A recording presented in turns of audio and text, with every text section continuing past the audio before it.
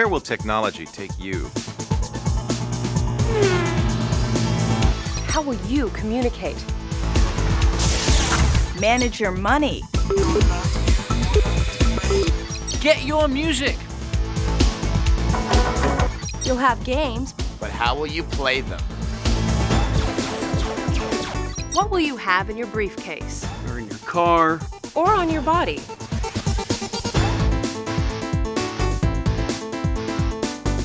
Is there any limit to how wired you can be?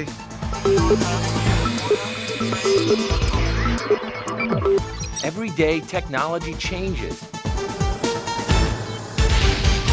You have questions? So do we. That's why we're here.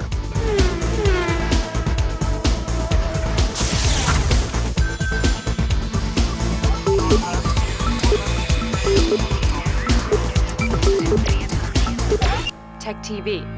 TechTV. It's what's next.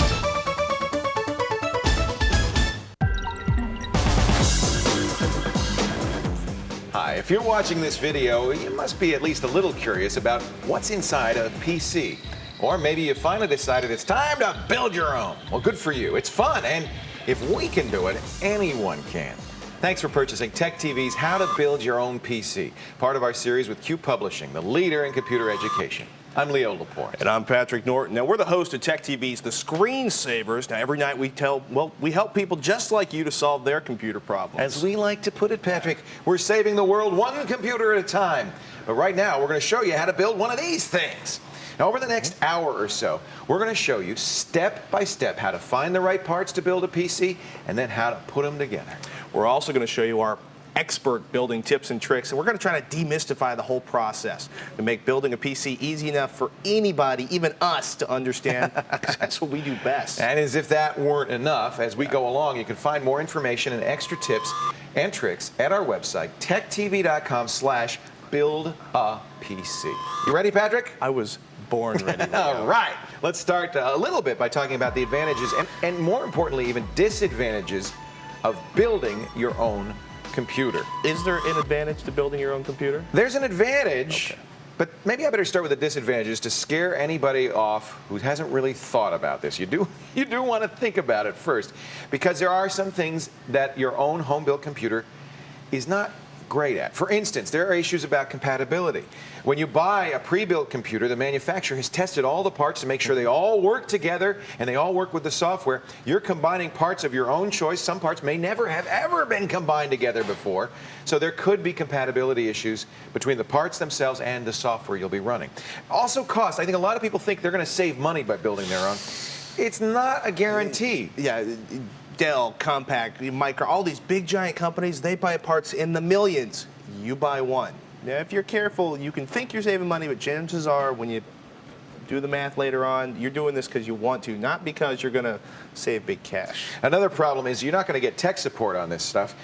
You might get on individual parts, you might get on the software, but as soon as you say, well, the Framit soundboard doesn't work with the Megalodon video card, who are you going to call? There's no one number to call. There's no one person who assembled the whole computer. Yeah. You're going to have to do your own tech support. But hey, that's what you got into this for, right? To learn how to do it yourself. Do it yourself, right? There's also, of course, the issue of things like skin knuckles. We have the scars to prove it. Yes. Now, the advantages are many. And I don't want to discourage you completely because, first of all, you're going to get exactly the computer you want. You specify every single bit and piece of that thing. You're going to get a computer that matches your needs, your wants, your desires. And you know what? The best part? Bragging rights from your friends. Let's get building. Come on. First of all, let's talk about preparing your work area, getting the right tools together. And, well, we'll start with the work area. I have to tell you, I have worked in all kinds of conditions building PCs, everything from the dining room table to my kids' bedroom floor. Dorm rooms, garages. You've done it everywhere, too. And you said, but this is an ideal, perfect fantasy. But it's so nice. Yeah. If you can get something like this, it would be great. First of all, it's clean. You don't want to get any fuzz or dirt or lint in your PC. It's well lit. Really nice, because a lot of this stuff is tiny, and when you get old like me, not you, Patrick, but when you get old like me, it's hard to see a lot of the little fine lines and the lettering and stuff. So it's dry. Look how clean it is, isn't it? Dry is important. Why? Because computers don't like wet. And this is one that you might not think of. If you can do this, it really is great, especially in dry climates. No carpet. Static electricity. Watch. No. Stop. The worst thing for your computer is static electricity. It doesn't hurt too much when I touch Patrick's nose. Speak for yourself. But those thousands and thousands of volts going into those tiny integrated circuits can literally break them, fry them. So no static electricity. Here's a little tip. If you'd have to work on a carpet, little trick. Oh, that You put a little spritz thing. a cap full of fabric softener in a spritz bottle of water, and you spritz the carpet. And the fabric softener actually kills the static electricity. Sledgehammers aside, you don't need that many tools to build a PC. It's really pretty simple. Yeah. We've actually got kind of more than you need here. It's all sort of, more than you need. It's all neatly arrayed. Container for small parts. We, of course, This is great. We can build computers all the time, so we've been saving small parts our entire adult lives. What else do we need? Second thing's most important, you're going to need a Phillips screwdriver, ladies and gentlemen. One of the plus screwdrivers. Yeah. Patrick is an old-fashioned kind of guy, likes to use the manuals. I personally, I'm lazy. I like to use an automatic screwdriver. I think it does, a power tool is always good, isn't it? And it does, what's nice is it does the work for you. So you can screw it in. Now, Patrick's one disagreement with these, and I think you're right, is you can over torque. You can overdrive a screw. So rather than using your, your battery-powered super duper screw buster and portable drill, maybe one of these in an inexpensive kind of a screwdriver. Right. This is not going to have so much torque that can actually hurt anything. Even if you're not using that, you don't You can do it by need to hand. go in there and No. Be gentle. So these are all the must-have. Any other must-haves? You know what? You're going to be trimming, you're going to be cutting, you might be playing around. A box cutter, a standard utility knife. Ladies and gentlemen, be careful with it. Kids, don't use This one without isn't the for permission kids. of your parents. Yeah. If you cut 18 or yourself, older.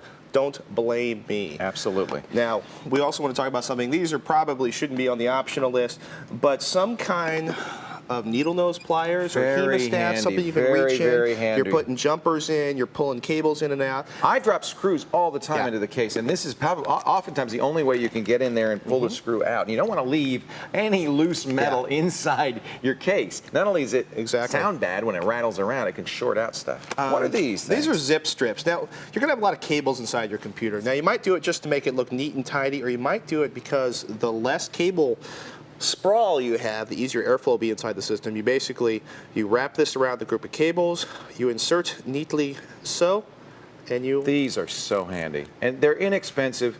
I have some, I just keep them around all the time. Even outside your computer, all that massive cables you have behind your desk, these can be very handy for organizing them and keeping them in shape. Yes, so there are the tools, both the necessary and the nice to have. You don't need a sledgehammer, kids, honest. The tools you'll need are a parts container, a Phillips screwdriver, a box cutter is handy, needle nose pliers, and zip strips to tie everything down and keep it nice and neat. Now, this is the fun part. Let's go shopping. It's good. Fun. I love doing this. Before you run out with your cash and your credit cards and your hot little hands burning a hole in your pocket, whatever it is, mixing metaphors, you need to do your homework. Well, that's absolutely right, because you don't want to buy more than you need or less than you need. So take some time to spec out your new PC. What does that mean, to spec it out? Basically, decide on the list of specifications defining the contents of your PC. How do we know? It's the parts list. How do we get a parts list? Okay, you can go to the screensavers. We have a list of like our favorite sub 1,000 PCs, even cheaper. You can look at all those expert sites like Anantech and Tom's Hardware, all that good stuff. Magazines will tell you. Magazines will tell you. Talk to your friends, see what they're using. Basically, come up with a list of parts: the motherboard, the processor, the graphics card, the audio card, the case, the memory, all this good stuff. You want to check your list, even if you don't maybe use our list of parts. Check your list against our list. Make sure you have one of each, because if you don't have all the parts you need, there's nothing worse than building a PC, getting home, and going to go online and realize you don't have a modem. Right. Or buying more parts than you need, or buying a Right. part that doesn't work with another part, things like that. Very Right. important. You can get everything you need, at least the beginning of the research, online here. Yeah. The PC breaks down into a few simple components. You're going to start with your CPU. That's the processor, the brains of the computer. You also need memory chips. That's where the data that you're working on and the programs you're running are stored while the CPU is working on them. What else are we going to put in there? Well, you're going to need a video card. That takes the pictures. It basically turns the zeros and ones the PC needs needs into the pretty pictures you look at on the screen. That video is not the only card. You're going to need a sound card as well if you want to hear stuff. And you're probably going to want to get some fans for the processor to keep them cool. That's a big one. You're going to want speakers for the sound card, a power supply, and a case. They usually come together, but that's to stick everything in. Right. And then finally, the most important, actually it's not finally, but the most important part, which is the motherboard. What is the motherboard? Okay, the motherboard, it's kind of like, you know how you have a frame for a car and you bolt all the parts onto the frame? The chassis, yeah. The chassis. Well, you know what? Your case is kind of the chassis, but the real heart of your computer is the motherboard. It's where your processor, your memory, all of your cards, all of your hard drives, everything connects to the motherboard. It's the heart of your machine. The biggest circuit board in your computer. Sometimes they call it the main board. You'll also need storage, the hard drive, the floppy drives, the CD drives. And then if you want to get online, you'll need either a modem or a network interface card. You don't have to do all that research if you don't want to. Just go to our website, techtv.com/build-a-PC, and we've got a list of the components we're going to use in my PC and Patrick's PC, so you can do exactly what we recommend. But first, let's recap. Basic PC components you're going to need to buy include the central processing unit, or CPU, your RAM, your memory chips. You're going to have a video card so you can see things, a sound card so you can hear things. You'll need speakers to go with the sound cards, fans to keep everything cool. You got to have a power supply and a case to hold all of this stuff. And of course the motherboard and storage, floppy, hard drives, optical drives like a CD-ROM. If you want to get online, you're also going to need a modem or a network interface card. You ready, Leo? I'm ready, let's go! Time to put it all together. We're going to start with the PC's core components, the CPU, the motherboard, the memory, and of course, the case and the power supply. You put them all in. It's like my birthday here. Look at all this stuff. I'm so Amazing. excited. This really is the fun part. We're going to start with the case. You've got to get the case together before you can put all these nice pieces into it. We're going to start by opening up the case so we can, get inside. We have the power supply here. Let me get that out of the way, and I'm going to turn the case around so you can see what we have to remove here. We've got to remove these screws that are holding the panels on so we can get inside the case. This is where, Patrick, I'm going to have a big advantage with my power screwdriver. I love this thing. We just zip these off. Go ahead, Patrick, and do yours. Look and see, you often don't need to remove all the screws. In fact, you probably don't want to remove all the screws, just enough to get into the case. In this particular case, there are 3 screws holding on each panel. All right, so you beat me. Don't show off. And once you get the panel off, you'll be able to see inside. That is an empty case. There's nothing in it, not even a power supply. Here's where you've got your mayonnaise lid or your screw container. That's going to come very handy. Don't lose these screws. Put them somewhere safe. Put the case panel aside because you're not going to need to put that back until you're all done with the system. Now, when you're looking at this, when you buy your case, right, make sure this is the area where the power supply goes if it's not mounted in there. What I want you to do when you're looking at that, make sure the power supply doesn't cover up the area where you're going to put the motherboard in. You know why? It makes it hard to get the motherboard in and out. You got to pull the power supply in and out anytime you do anything. We want you to be able to put the power supply in, forget about it, then put the rest of the components in your system. So you ready to put a power supply in? I'm doing that right now. Many cases these days come with power supplies already attached, and you oftentimes get your case that way. We wanted to show you how to put in a power supply because sometimes you want to upgrade the power supply. Inexpensive cases often come with pretty bad power supplies, and since the power is what determines the reliability and the effectiveness of the machine, it's important to get a power supply that really has all the juice you need. You got to get that in just in the right spot. Am I doing it right there, Patrick? Are you doing it? Am I upside down? You're upside down. Oh, look at that, see? By the way, on the other side of the power supply, these are all the connectors that are going to connect up to the motherboard and the peripherals.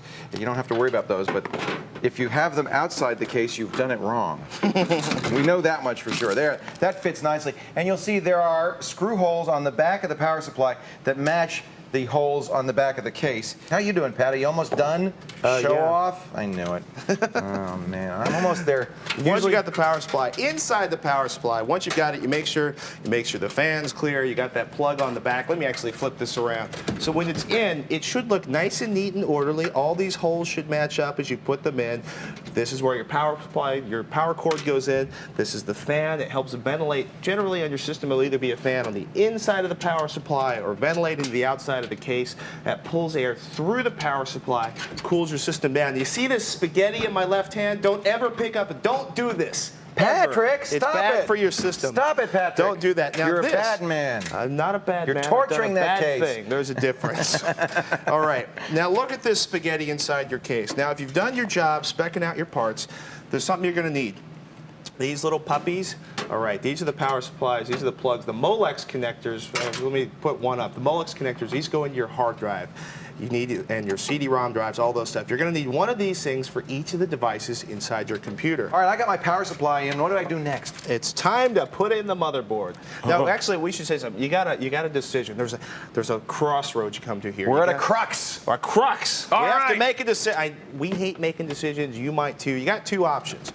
You can either put the motherboard into the case and then put all the other stuff onto the motherboard, or if you're a little nervous about working inside of here, especially if you're working with an Athlon processor, they're a little sensitive. I've broken one or two putting them together. Three. You might want to no more than four. Now this is your motherboard. What you may want to do is actually put the processor and the heatsink and the fan on the motherboard, and then put the whole thing assembled inside the case. There's another thing you're going to want to do before you get the motherboard in there, and that's kind of prepare the case by putting the motherboard risers onto the case. Let me just show you. This case, like most cases, has many different screw holes in a lot of different places that you could put it. Let me make sure you can see that. So it's just, that's because every motherboard has different positioning of the screws on here, so they give you a lot of compatibility, a variety for compatibility.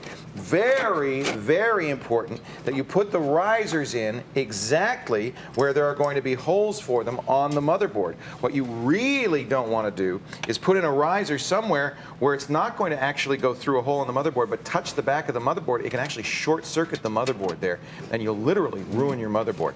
So where are my risers? I need some risers. You got some there? There should be a little plastic package. Normally, a lot of times, they actually tape it down on the inside of your case. There it is. First thing you do when you get your case home, you take it out of its big box, you look inside, there should be a little plastic bag full of parts. The risers in my case are brass. Right. They have a threaded screw on one end, and then they have a little pentagonal hole at the top. That's what the screw is going to come into from the other side on the motherboard. You'll also see I have some paper washers in there. You're going to use the paper washers to insulate the motherboard against the risers. So the first thing to do is to kind of look at where the motherboard is going to go in the machine, and you're going to orient it so that the connectors are on the back plane of the machine. They've got to line up with these connector holes on the back plane of the machine. See, for the peripherals, can you see that right down there?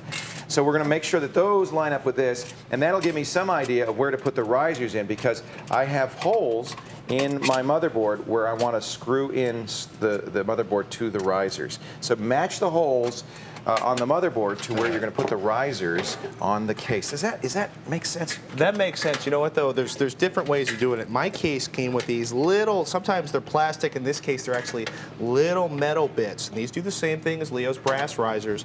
They stand up the motherboard off the bottom of the case, and they give you something to actually screw the motherboard down in there.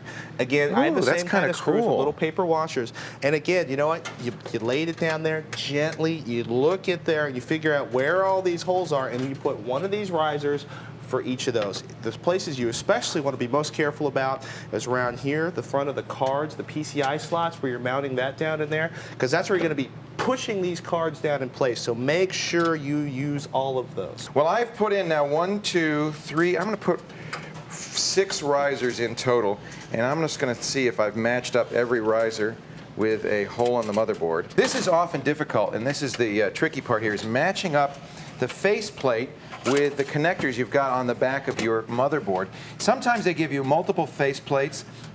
In this case, I've only got one faceplate. You may have to punch holes out. You see we have, it's not punched out here. That's because we don't need that. That's for extra USB ports. So if they're not punched out, you just take a screwdriver. May I borrow a flathead here real quickly? And you'll just pry off that little extra bit of metal so that you can get the connectors through there. We've already pried off all of the ones I need. This is going to be where my connectors for my sound card are going to go. This is a serial port. This is a printer port. We've got the mouse and the keyboard, the USB ports, and the extra serial ports here. So I'm just going to try to match those up. Now these two things right here, these donuts, are actually where we're going to put screws in to tighten it down. Donuts. We like, we're going to have donuts after we finish these. Sometimes, though, the little holes don't match up with the risers. risers. Remember, we put the risers in to keep the motherboard off the bottom of the case. I don't want you, the last thing I want you to do, right, is to reach in here and start grabbing. This stuff all looks like handles. We got these little cans, they're called capacitors. Handles. They're not. You can rip them off. You can break them. What I want you to do is to work from the edge of the motherboard and to use the edge of the motherboard to slide it in place. Now, this is only going to work if you don't actually tighten down every screw on the motherboard as you go.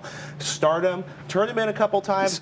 Get every screw that you want to put in there started first, and then and only then tighten them all down. Because if you tighten all 4 of these and you have to shift the motherboard over here, it's not going to work. Before I screw in my motherboard, let me do this outside so everybody can see what I'm doing. You can do yours inside. I'm going to take my motherboard back out of the case. Oh yeah, I was almost done. But I'm going to let Patrick win this race because I really want you to see it when I drop in this AMD chip and put the heatsink on it and put in the RAM. This socket right here is very common for any socketed chip. It's called a ZIF, or Zero Insertion Force socket. When I raise the lever, it's ready for inserting my processor. 2 of the corners are cut. That's important. Those 2 cut corners have to match the same cut corners on the processor itself. So this is the orientation that I'm going to put the processor in. You do not have to push the processor in. It's a zero insertion force. That means no force. You see that? It just popped right in. And then once it's in, and make sure it really is in solidly all the way around, close the lever, and that grips the processor so it can't fall out. All right, now that we got the processor in, it's time to put our cooler on. Today's processors run so fast, so hot, you cannot run them. You cannot use them, Patrick. You cannot use them, Patrick, without a fan on them. This is a fan. Is very common, typical fan. It's got heat sinks. These fins here draw the heat up. The fan then blows the heat away from the processor. It's going to keep it at a reasonable temperature. Notice this one has a little sticker on it that reveals some nice thermal material. This is going to make sure we have a good contact with the processor and that the heat is, that because the processor is directly in contact with the sink, is drawn right into that heat sink. Now notice there's a lip on this fan. That lip has to go right on the lip on the socket. So I'm going to now angle it in. It's going right in on there. And by the way, they've got little rubber pads on the AMD. What are those pads for? They're to keep me from pushing this down right onto the glass. You can even buy little copper spacers that actually work even more than the little rubber pads to help keep you from doing that. See that? Now this is the critical juncture. We've got some pressure on the chip here. We really want to do is get this second tab on without cracking the silicon of the chip. Look at that. It's on there. This isn't going anywhere. It's really down and tight. And I don't think I heard any chink sounds. So we now have a heatsink, and you want to look. You want to make sure it's making contact with the processor, because you got to draw the heat off that processor. If this thing doesn't cool the processor, it's going to burn up. Now the fan connects to the motherboard. So different fans work different ways. Sometimes the fan will connect to a power tail off the power supply itself. In this case, the fan connects to the motherboard on a connector that is really near the processor. Right there. The one that says CPU fan. That's pretty easy. Of course, your motherboard manual would tell you where, but we're real men. We don't look at the manual, right? And I'm just going to connect it there. That's going to make sure the fan turns. Now, please, folks, the first time you power up, look very carefully at that fan. Make sure it is turning. If it's not, immediately shut off the machine. Find out why it's not, whether the connection's bad or not. You will fry an Athlon if it does not have a heat sink and it does not have a fan on it in seconds. 1,000 to 1,000 gone. Who speaks from experience. Yeah. Now over here we have the DIMM slots, and this motherboard's nice. It has 3. There are different configurations. You can have as few as 1, as many as 4 or 5. 3 is plenty, especially nowadays where you can get 512 megabytes on a single one of these memory sticks. This is the RAM, the memory we were talking about. This is where all the programs and the data are going to go while the computer's working on it. And the DIMM slots are numbered 1, 2, and 3. I'm going to fill the low number slot first. That's this slot closest to the processor. Again, check your motherboard manual to find out which slot you should fill first. It may not be closest to the CPU, although it usually is. These little white tabs, open them up. These are the clips that's going to hold it in place. I'll close the 2 that I'm not going to use so that you can see where I'm going. I'm going to put it right in this one. And you'll notice that every memory stick has little notches cut in it. That's so you can't put it in wrong. See that notch right there?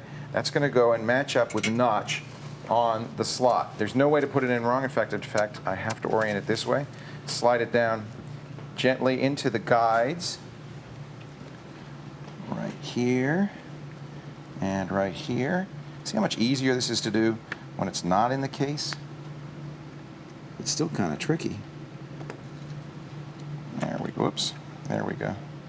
And then you're going to gently, without trying not to torque the chip, I'm going to push this down, and these clips are going to come up, holding in place. But you got to push a little bit of force.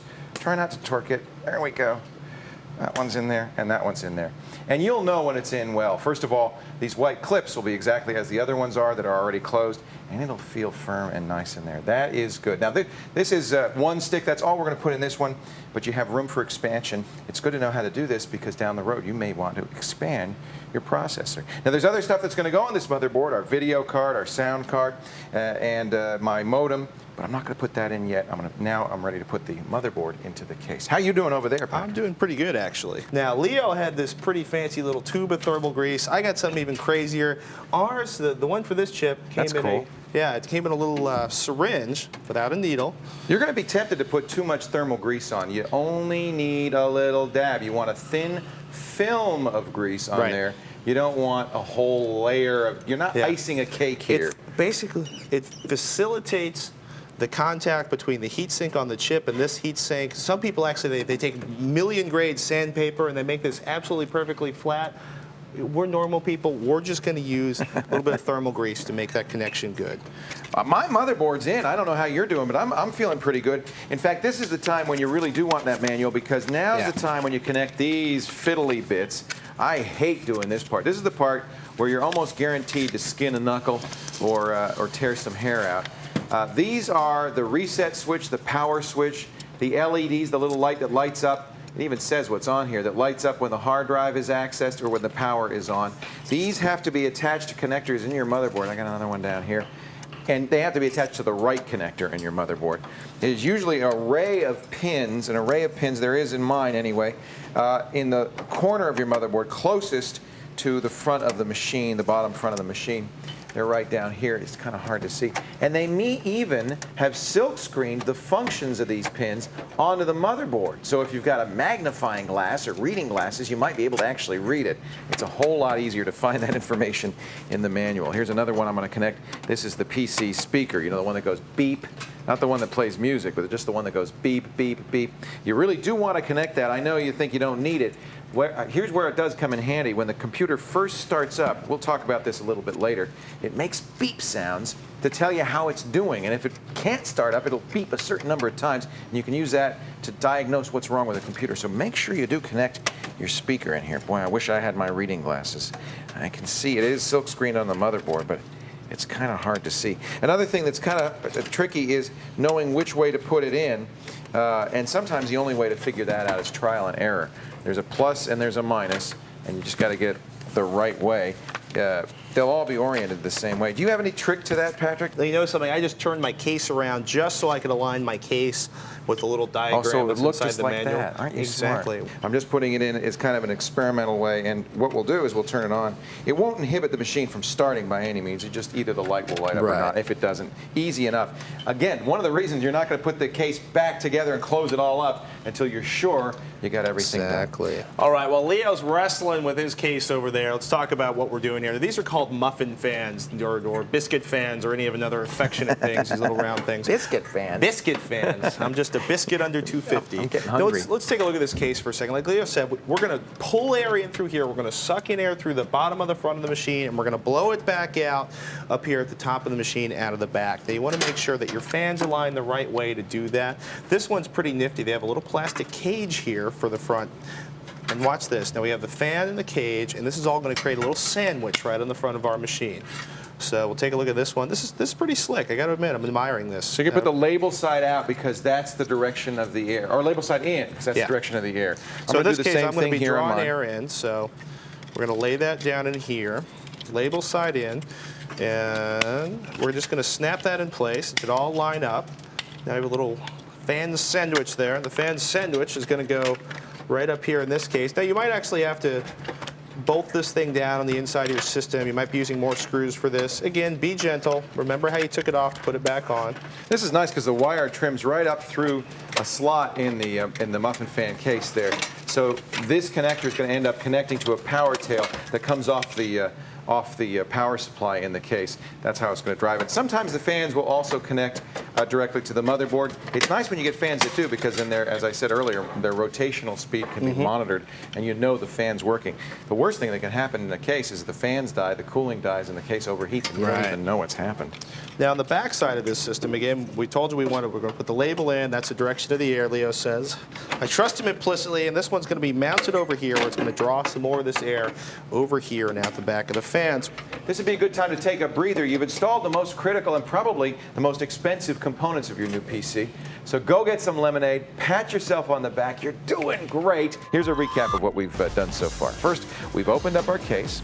We've installed the power supply. We installed the motherboard, the big circuit board, and the CPU that went in the motherboard. We also attached a fan to the CPU to keep it cool. We installed our memory chips, our DIMMs. And finally, we connected all the switches and installed all the other fans we need inside the case. I think it's time.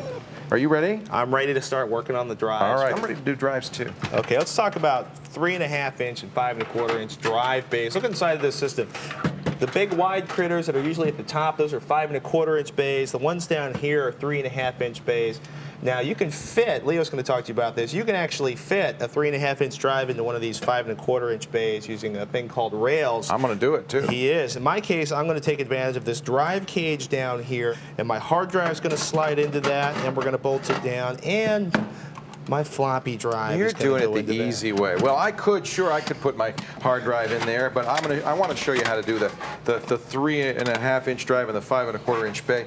One other thing on the floppy drives, actually on any drive that has to be accessed from the front, you'll notice that these cases have panels, all cases do, on the front to block unused bays. Your hard drive will sit behind one of these panels, but I'm going to have to open up this panel for the floppy drive. One of the things you're going to do is take a look at this. Now you notice something, when we're working on these before, you couldn't see through the case. You see how we've taken this, both sides of the case off. There's a reason we did that. When you're putting these drives in here, you know what? It sounds a little crazy. You got a couple holes on this side to fill in with screws. You got a couple holes on this side to fill in with screws. If you don't put them in on both sides, your drive goes like this. It also makes it go like this, and it can just... No vibration. We want everything firm and solid. Now, I'm going to show you, remember I'm doing this the hard way. I'm going to show you how you could put a 3.5 inch drive in a 5 1/4 inch slot. And just like Patrick said, we don't want it rolling around. So we're going to put these mounting rails on the side of the hard drive. They're very easy to put on. You just line them up with the screw holes right here, and you'll put screws in to these and attach them firmly to it. And then that's going to give the drive the width it needs to be able to slide in to that 5 1/4 inch opening. Notice just for convenience, I taped my cables up here so they don't beat me in the face every 15 seconds when I turn it around. We're going to set the jumpers, make sure that we have them jumpered properly. It's usually not a big deal when you're only putting in one drive, but if you have multiple drives, on the IDE channel, one drive is a master and one drive is a slave. In fact, while I got the drive out, let me show you where you would set that. You've got these jumpers on the back here, and if it's only one drive on the channel, well, then it'll be set up as master, as this one is. But if you're going to add a second drive down the road, you're going to have to rejigger these jumpers, and it explains how to set it up here so that the second drive can be the slave drive. The computer will boot from the master drive. So that's the drive where your operating system is going to be. The secondary drive can hold data or anything else, but the operating system is going to be on the master drive. Same thing if you're putting in a CD. If there's only one CD and there's nothing else on that IDE channel, it can be the master. But if you have, let's say, a CD and a zip, or a CD and a CD recorder, one will have to be master and one will have to be slave. It's probably not a good idea to mix slower devices like CDs with faster devices like hard drives on the same IDE channel. You get two channels in each computer, separate the CDs and the, we'll show you that when we cable it, and the hard drive, so they don't slow each other down. Ah, Leo. Are you there? You want to see something? You feeling good? I'm feeling good. Installing my CDRW over here. I'm going to move on to the DVD. Let me show you. The rails are on the hard drive, and what it's just done is it's made this, thin 3.5-inch hard drive into a fat 5.25-inch hard drive that's going to slide into the drawer space of the 5.25-inch slot right here very easily, and then I'm going to be able to screw it down. So it's just an adapter, basically. That means that smaller drive can fit easily into the wider drive slot there. And once I get that in, I'm going to put in my CD. Because it's a hard drive, I didn't have to open up the front panel for this. That's just for the drives that need front access like this. A 3.5-inch floppy drive. I'm going to slide in there like that. And notice again, we want to make sure that those are flush with the front of the case. So you're going to kind of play with that so that it gets just flat there, like that. And the same thing with the CD drive. And then once you've got that in there and lined up the way you want it, you can attach the screws and tighten them down. Another little finesse, kind of missed on this one. We matched the front bezel of the DVD drive very nicely to the case, but this is kind of a little bit off color. It's a yellowish ivory instead of the modern gray beige, and that happens sometimes. But if you really want to have your case look good like a pro did it, you want to look very carefully when you do your shopping and get these tones to match exactly. Yeah. Because otherwise it looks just a little bit off. That's really tough with silver cases and black plastic cases. They're not that common, but they're out there. I've actually seen a lot of the companies that use those. It's really tough to get a CD-ROM or a DVD drive that matches a silver or a black case. Sometimes you can find special components that are designed for that. A lot of guys, they just take it out very carefully. They cover over the important spots, like the spot where the LED or something is on the front, and they spray paint it. They spray paint it, folks. You can do that. I don't know how comfortable I am with that, because if you get spray paint inside of the CDRW or the DVD drive, it's going to be useless. It's not a good thing. What you can do, though, is you can actually, and this is advanced. This is not something to take lightly. If you really want to have one of those silver or black cases, you can actually remove the plastic face off the front of that CDRW or DVD drive, spray paint it far away from anything you think is valuable, especially the inside of this computer, and take care of it that way. So how's it going? You got the drive rails. It's good. I got the drive rails. One thing that I always do wrong, and don't forget this, is when you insert this drive, and I just did it now, make sure that the connector is facing the back of the case so you can attach the cables. Oops. So I just had to take this out. I put it in this way, and obviously I can't attach the cables here. You know what? You might be tempted to grab your cables right now and start playing, because you got all this a floppy drive, the IDE, the drawer drive, CDRW. I can connect them now, Pat. I'm all ready to connect them. Don't do it, because you still got a bunch of stuff to put inside the system. Cables take up a lot of space. You're going to need that space to work inside this box and put the rest of the stuff in place. I want to finish up, then we're going to show you how to install the expansion cards, and then we're going to put the data and the power cables in, and we're almost ready to turn this thing on. Let's recap real quickly. We've installed the various drives in our machines. Remember, leave the case open until you're finished, so if you have to make any changes, you can do it easily. There's no reason to close it all up right now. A good idea, if you've got drives that are smaller than the space you're putting them in, is to put mounting rails on those drives. Make sure on the motherboard all the jumpers are set correctly, the jumpers on the drives too, and always check the positioning of the cables so that they're oriented properly and the components are positioned well so they're flush with the front of the case. It looks nicer that way. One other tip, get components, if you at all can, get components that are going to match the case. It just gives it a nicer finished look so all the colors are the same. Now, it's time to add our cards. This is the easiest thing to do, and it's something you'll probably be doing a lot of. The good thing about these cards, you figure out how to put one in, you figured out how to put all of them They're in. all pretty much the same. They may go on different slots, though. Currently, in today's PCs, you find 3 different kinds of slots. The AGP slot, this is an AGP card, and it's noticeable because it's got 2 notches in it. It's a short thing, and in fact, this one has a little extender, a little clip on it. The AGP card is currently used only for video cards. You'll also find PCI slots. That's the most common kind of slot. Most machines today have 4 or 5 PCI slots. They look like, the PCI cards look like this. And the PCI cards usually are sound cards, modems, network interface cards, things like that. The old cards are called ISA cards, ISA for industry standard architecture. Those are longer cards They're legacy. That means they're old-fashioned. In most cases, you don't want to use them if you don't have to. And in many motherboards, they don't even have ISA slots anymore. Patrick, you can show us what those slots look like right now. As a matter of fact, almost no new motherboards actually have ISA slots inside of it. If we cut in tight here, the brown one that's set back here, that is going to be your AGP slot. The short white slots are PCI slots. Now, this one has an unusual little critter down at the side. If I'm not mistaken, this is an audio modem riser. AMR slot. That's right. And those use little proprietary cards. We're not real huge fans of those because what those do is it's basically a little bit of hardware on a board, and it uses your processor power to maybe run your sound card or your modem. We usually avoid those. They may be cheaper for you, but spend a little extra money to get a better card. Now, to get a card in, the first thing you have to do is remove the closure on the back of the case that's keeping the case for air and dust from coming into the case.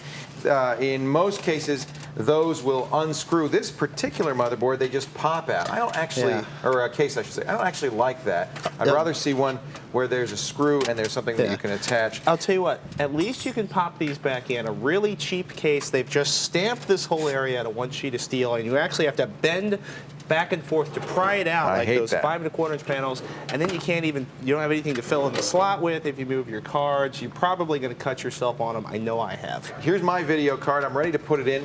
This particular card has a little AGP extender on it. Now, I have a motherboard very nicely designed that has room to, it actually has a little clip on for that. Here's in general how you put in cards. You remove the protector on the back of the board. You take the card, you put it in upright. Make sure you're putting it in the right slot.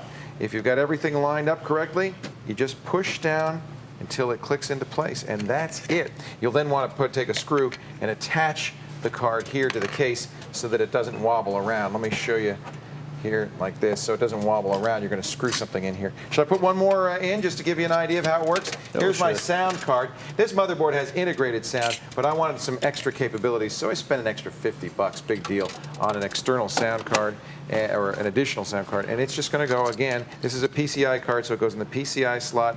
I slide it in, align it with the back of the case. I got a question for you, Leo. And I push, and it's in. How do you know which PCI slot to use? Well, you don't. If you look in your motherboard manual, it'll show which slots share interrupts or share resources, and that may give you some idea of how to arrange it. I generally try not to put a card right next to the AGP card.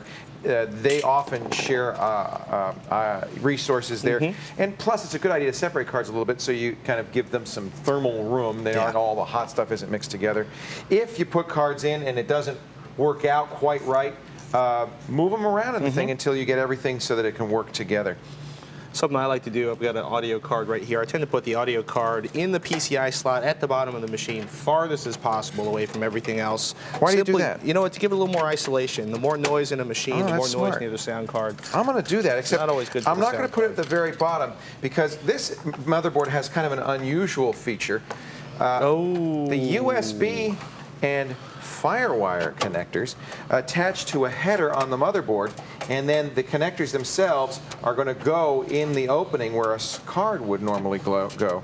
And I'm going to do that in the bottom because I like to have my connectors at the bottom of the case. So I'm going to do what you suggested, which is move the sound card to the second to the last slot and then use this last slot for this. This riser will connect right to some jumpers that are right on the motherboard. It'll be, if you have this kind of thing, it'll be in your manual. This actually comes with the motherboard. It's in addition to the existing USB connectors I have in the back here. I have an additional USB slot, and I have FireWire. You gotta love that. That's pretty nice. Oh no, that's not FireWire. That's just another USB connector. Ah, well. Oh, I got my hopes up for nothing. Don't let it bother you, kid. You're gonna put your modem in there? Yeah, you know, normally I use either a modem or an Ethernet card. We went a little nutty and we put one of each in here. Like Leo says, you're going to line up the card with the slot. You're going to press it in. I like to give them an extra tap at the back to make sure it's firmly seated. You don't want to leave any of those threads or the pins exposed on there. Make sure everything's good and solid in there. Make sure it's tightened down, and you're ready to move on to the next step. Boy, we loaded up this machine, didn't we? Okay, my sound card, like yours, is going to be the last PCI slot. I also have a modem and a network card. We are just wacky today, and I'm going to slide mine in here. And there we go. All right, I've got one opening that I am not using, so I'm going to push this back in to fill it up so that it doesn't occupy they don't leave any holes in there. But we're done. We're going to screw these things down and make sure they're solidly in there. And we've installed our additional cards. We got everything installed to the case. Now, except for the cable. It's time to attach the cables. Oh, That's boy. right. Lots and lots of cables. You know what? You're probably going to start with your data cables, and just for fun, you can start with your floppy drive cable. Where did that floppy drive cable go? I will look forward to the end of the floppy drive. It's pretty much gone already, you know. I mean, there's not a lot of things that use a floppy. The only time you really are glad you have a floppy is when your machine won't start up and you've made a rescue disk, and you use that to boot up the machine so that you can figure out what's wrong and fix it, often reinstalling your operating system. So that's pretty much the last use of the floppy. Nobody uses, or very few people use floppies to transfer information anymore. That's just really not a common use. The zip has pretty much taken over for that. Did you put a zip drive in yours? I did not put a zip drive in mine. Yeah, I tell you, I like having a zip drive, and most of the computers that I build, I'll put a zip drive in. I just feel like it's a really useful thing to have for a backup and for transfer of data from one machine to the other. What's the matter? 79 cents a CDR disk for 650 megabytes of you put a storage CD versus recorder in there. $10 a disk for a zip right. drive. All right, Smart man. let's take a look inside of this case. Your data cables are going to go, there's going to be one from the back of the hard drive, the floppy drive, the CDR drive, the DVD drive, and they're going to go into these. These two longer slots are your IDE slots. The shorter one right here is your slot for your floppy drive. Now, let's talk about cables for a second.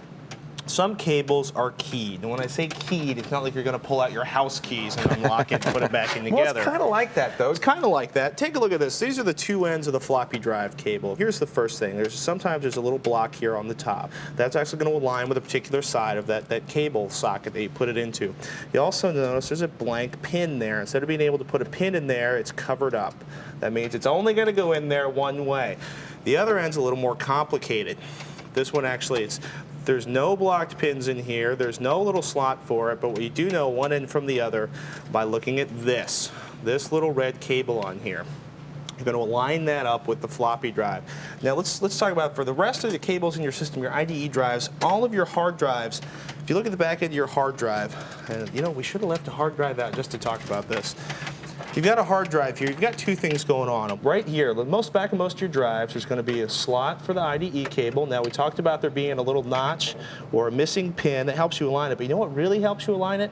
This 4-point Molex connector where your power goes. And when you're putting these in, now I have what they call rounded cables. These are the slick high-end ones. But you notice something, even on the slick high-end cut ones, one side of this has a little red line on it right here. You see that little red line there? That is always going to be facing that power connector. So when I'm installing these, we keep the little red pin on the side with the power connector. And that also lines up. In this case, there happens to be a slot there too, and that makes it real easy. You don't have to remember which way it goes on. Now, I've got a kind of a special problem here. You might have this problem too. Most CD-ROM drives have a third connector besides the power cable and the IDE connector. They have an audio connector. Oh boy. This is going to go from the audio connector on the CD to the sound card, and it's so we can listen to audio CDs. The audio that's played back from the audio CD just gets sent right to the sound card without the computer intervening in the middle. So that is going to go on the far edge. I usually put that in first on the CD because it's so far away from me. I want to put it in before I put in the other cables. You're not going to really be able to see me do this because it's so deeply buried within that computer there. And I'm going to slide this right in there and connect it. Then, now that I've got it connected there, and you can see this, I'm going to connect it to the sound card. There's a logical place to put it. The sound card is labeled so that you can, it'll say CD audio in, and there it is right there. I'm going to stick it right in there. And this little wire is just going to sit there in the middle of your case, getting in your way, but you need it if you want to listen to audio CDs on the system. Now, we have a variety of different cables here. Darcy went out and she went crazy. She bought us rounded cables. She bought us flat ribbon cables. We've got UDMA 33, UDMA 66, UDA1MA 100 cables. Could also be ATA 33, ATA 66, ATA 100. What do I use, you might ask? Well, the rounded cables are a finesse. just to make it look pretty inside and to keep airflow. I don't actually like to use rounded cables. I'm of the opinion ribbon cables are ribbon cables for a reason. They give you better separation and shielding of the signals. So I use ribbon cables. If you want to use rounded cables, you go right ahead. If you have an ATA66 drive, you have to use these special ATA66 cables. And if you look closely, the dark gray one is an ATA66 cable. It has twice as many wires in it as the ATA33 cable. Since we have ATA66 drives, that's the cable I'm going to use to attach it. You'll notice the cables are color-coded, and that's for a reason. The blue end of the cable here, that's going to go to the motherboard, and these other two are for attaching to the drives. So these cables have gotten a little bit fancier than the old IDE cables. We now have to attach the blue directly to the motherboard. It is keyed, just as Patrick said, so you can't put it in wrong. And then one of these is going to go to my hard drive. I don't have two drives on this IDE chain. As I mentioned, every motherboard these days has two IDE connectors, each of which can handle two devices for a total of 4 IDE devices, hard drives, CDs, zip drives. In my case, I only have 2 IDE devices, a hard drive and a CD-ROM. And in order to make my machine more efficient, I'm going to put the hard drive on this cable, and I'm going to put the CD-ROM, which is a ATA33 device, on this cable, and they won't share IDE chains. That gives me better performance. I'm putting it right in, and that's going to go to my hard drive. And then, isn't it nice when you do this before you've put in a lot of stuff? It makes it very easy to add these cables. Where's the challenge in not having all the stuff in there? This is the old style ATA33 or UDMA33 cable, and it doesn't matter which end you put in which side. So I usually put the one that has the longest length. This one will go on the motherboard, and then these two closer together ones will go to the drives themselves. This is going to go to my CD-ROM, which is the slower ATA33 specification. Put that right in there. If you don't have keyed cables, as Patrick mentioned, the red line on the cable is the #1 wire that should go to the #1 pin of the connector. Now, this is one of those areas where you get fancy when you're rounding the cables from one end of the system to the other. Remember, no sharp bends, no sharp breaks, don't tie them into knots, just be gentle. You can fold them over flat to change directions, but try to do it once. The floppy cables look very different than the IDE cables. The connectors are smaller, as Patrick observed, and there really is only, they can't fit into the other cables. One thing to note with floppy cables, and Patrick got burned on this in that Build Your Own PC challenge, normally on the floppy cable, the red wire goes closest to the power supply, and that's true on all drives. The red wire, the #1 wire, is closest to the power supply, but not always. Patrick found a floppy drive that was the other way around, and that's what kept you from winning that race, isn't it? It made me a little bitter. They tricked you today. They tricked you. Patrick, for once, I'm finally beating you. I'm actually ready to put my power cables on. Oh, so while Patrick fiddles with his drives, moving it around so that he can get his stuff hooked up, we're going to show you how to hook up this stuff. These are all the power cables that come out of the power supply, and most of them, there's really 3 different kinds. Most of them look like this. These are the ones that are going to hook up to the hard drive and the CDs. There should be one that looks like that. That's the power supply cable that goes to the motherboard. And then there'll be 1 or 2 that look like this. These are for the floppy drives. Sometimes other devices use these kinds of power connectors, but typically hard drive, CD-ROM, floppy drive, and this is for the power supply. And then, by the way, my fans also use them. In fact, just in case, I bought a couple of extra of these connectors, these extra splitter connectors that Patrick was talking about, so that I can make sure that all my fans are connected.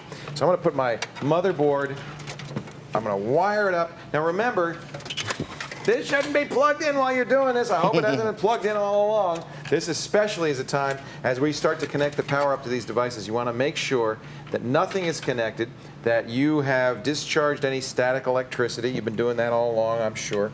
And we're going to put this power supply cable in. Only one way to do it. Only one way it'll fit. It's actually, you can't probably see it, but the connectors are shaped in such a way that they can only fit in one way. And this is a little clip that's going to snap right in there. I'm going to put it right in here. All right, I'm going to connect up here to my hard drive.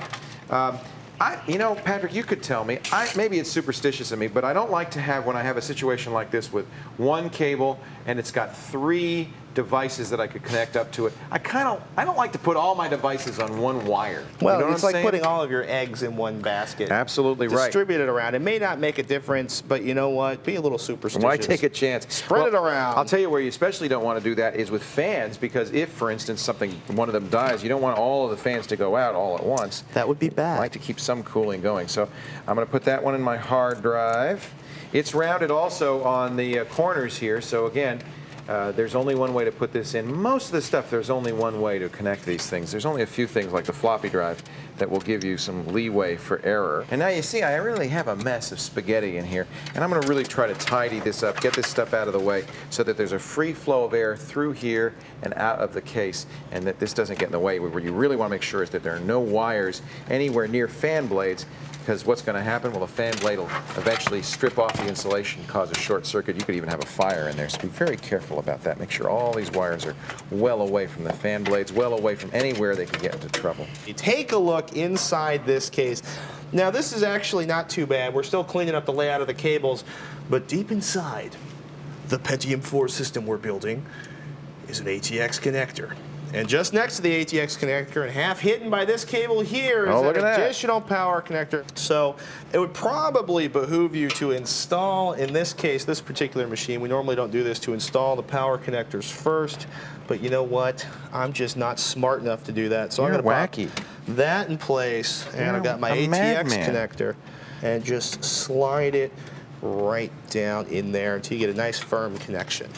Well, I'm feeling pretty good. I've checked all my cables. I got everything in here. I've actually used some twist ties, as we mentioned earlier, some of those special plastic ties, not, of course, the ones you get for garbage bags, but these electrical safe Although I've ties. seen the garbage Not bag. a good idea, I don't think, to get some of the cables out of the way so we got good free airflow. In fact, I feel so confident I even put one of the panels, not both. Dude, you put both the panels on, I guarantee you, you're going to jinx yourself. You'll have to take something apart to make it boot. So I just feel half confident, so I put one of the panels on. When I put it back, though, and I didn't replace it with the regular screws, I use these great thumb screws. It makes it very easy when I want to open the case at another time just to unscrew it. So, and I'm going to do that with the other side.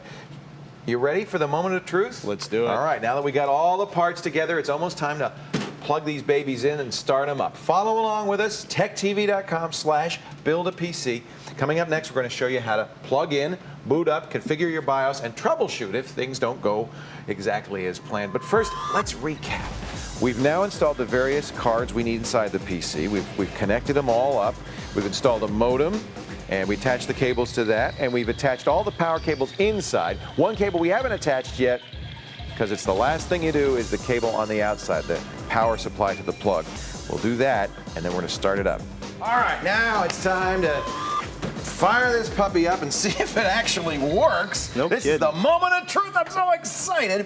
We've got it all set up here. We've got our mouse and our keyboard, our power supply, our network interface. Shall we start it? That's the keyboard. Sure. That's going to go right into the keyboard connection there. Usually these are actually color-coded. Green for the mouse, purple for the keyboard. Well, that's pictures on them. One of the disadvantages of making your own PC is sometimes you don't have that. Yeah. That, you know, this is something that if you bought a PC, you'd have a roadmap.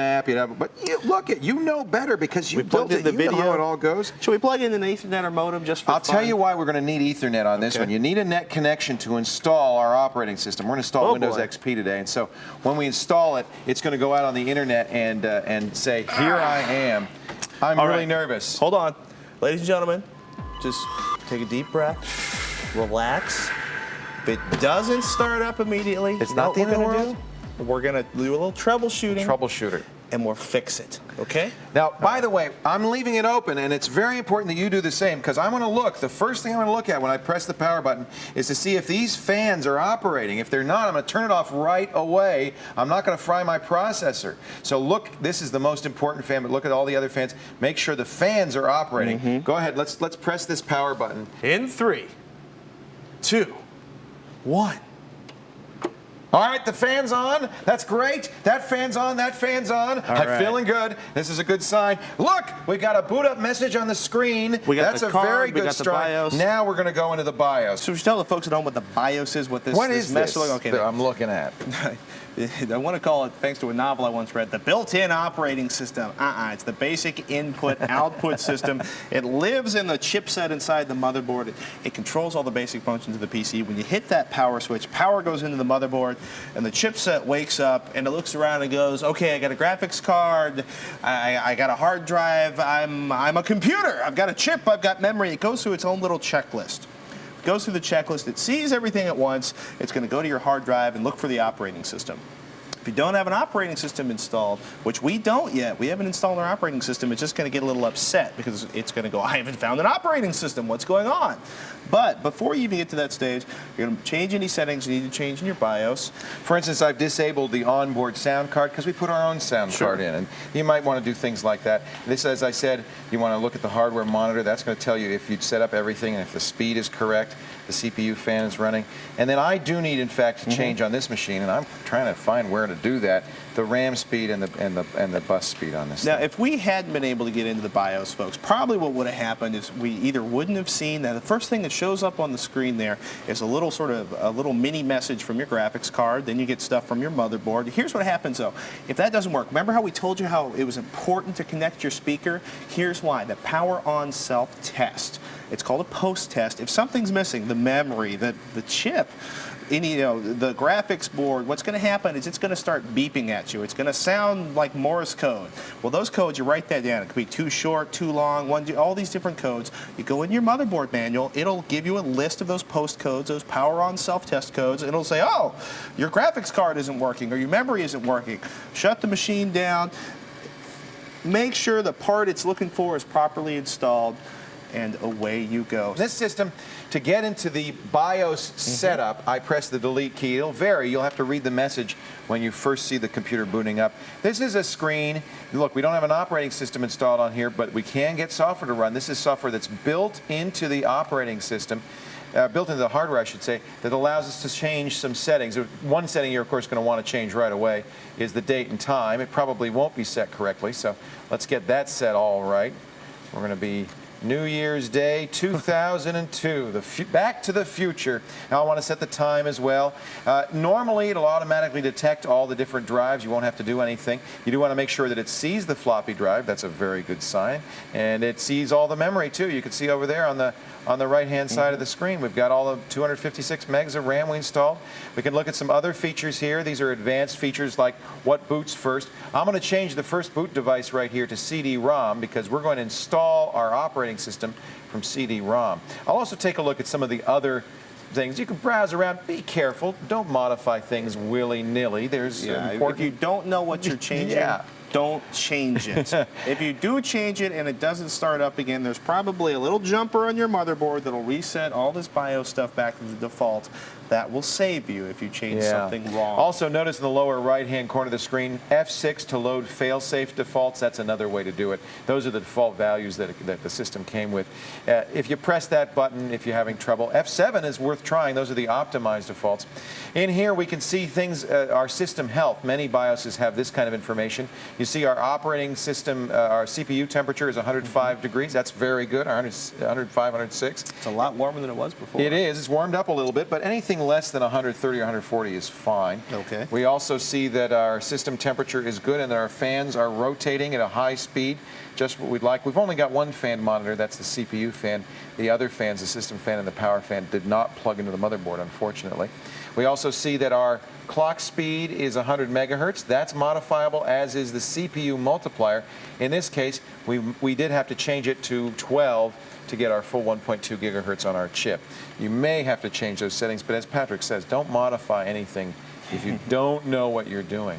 Once you've got it the way you want it, go to Save and Exit and press Return, and you're going to save your settings. We've got it all set up. Well, now what do we do? It's time to install the operating system, Leo. This is the part of your computer you stare at every day. The operating system, it could be Windows 98, Windows 2000, it could be Linux, it could be all sorts of stuff. We're going to install that fancy new operating system, Windows XP. Now this will install off the CD. It'll actually boot up the system from the CD. So we set the settings in our BIOS to boot from CD. We're going to put the operating system CD in there, and I'm going to exit my BIOS, saving the changes. And if all goes well, if I can see the CD and everything, which I think I feel good about, I think I might be able to, Windows XP's install screen will come up, and we'll actually start installing the operating Searching. system. Hey, There it is. setup is That feels inspecting pretty your good. computer's hardware configuration, and away you go, ladies and gentlemen. Now, it's a brand new hard drive in here, a nice big hard drive, but because it's brand new, it's never been partitioned. That is, it's never been prepared for an operating system. So we got to tell it what it's going to be. This doesn't scare Windows XP. It sees the hard drive and it says it's unpartitioned. I need to create a partition by pressing C, and I can tell it how big it should be. Do you want to use the whole hard drive as one partition? Sure. You can. In this case, I'm going to create a partition of about 6 gigs for Just for the operating just system? for the operating system, and then I'm going to create another partition of about, let's say, 10 gigs for my programs. Wow. I'm kind of fancy. What and about then your I'm going to data? create All your files and your big, MP3s. I'm going to create a data disk of 5 gigs for just regular documents, and I'm going to use the rest of the unpartitioned space, in this case 37 gigabytes for media files. That's what really eats up a hard drive. Now, I've said I want to install the operating system on the first partition. I'm going to use, because it's XP, I'm going to use the NTFS file system, and I'm going to format. Let's do the quick format, see if it'll let me. Probably won't, because it's never been formatted before. Oh, it might. It's going to format the drive. That's the second stage of preparing a drive for use. Partitioning divides the drive up into virtual drives. Formatting, it's like writing lines on a pad. It's preparing the drive for writing data on it. And now we're formatting the disks so that we can install the operating system. And we're ready to copy the files over. This is going to take a while to do. So while it's doing that, let me just recap the final steps of actually building a personal computer. We've attached our peripherals. We've configured the BIOS. We've installed an operating system, and before you do that, of course, you partition and format the hard drives. We've actually kind of skipped ahead here, and we have Windows XP. It's installed all of its files. It's now just asking us for some simple configuration information. This should be very simple. You built this. You know all this stuff. Just follow the wizard, complete the form, and you're ready. Your computer is done. You're ready to install the software. Good work. Wow, I can't believe it. We're just going to let this finish up. Yeah. You have built your own PC. Congratulations! Now turn off this tape and go enjoy it, okay? Okay, hold on. Before you do that, if you got right. stuck anywhere along the way, or if you just need a little more information, go right to our website, techtv.com/build-a-PC. We got a ton of additional help, some articles, and all kinds of good stuff there just for you. Well, that's not all that's there. Yeah. We also recommend other offerings from the great Tech TV Q series. Our video, for instance, Tech TV Solves Your Computer Problems, as well as some great books, including Tech TV's Upgrading Your PC. You just built it, now you're going to upgrade it, featuring my buddy here, Patrick Norton. Even better, Poor Leo's 2002 Computer Almanac, where the man himself gets folksy on your computing. Everything you ever wanted to know about your computer and then some. We do thank you so much for buying and watching this video. I hope you've learned something. I hope you've enjoyed it. I'm Leo Laporte. I'm Patrick Norton. And we're done. Woohoo! See you on TV. Bye-bye. Let's go mess with your computer now. I think we got to fix it. Mine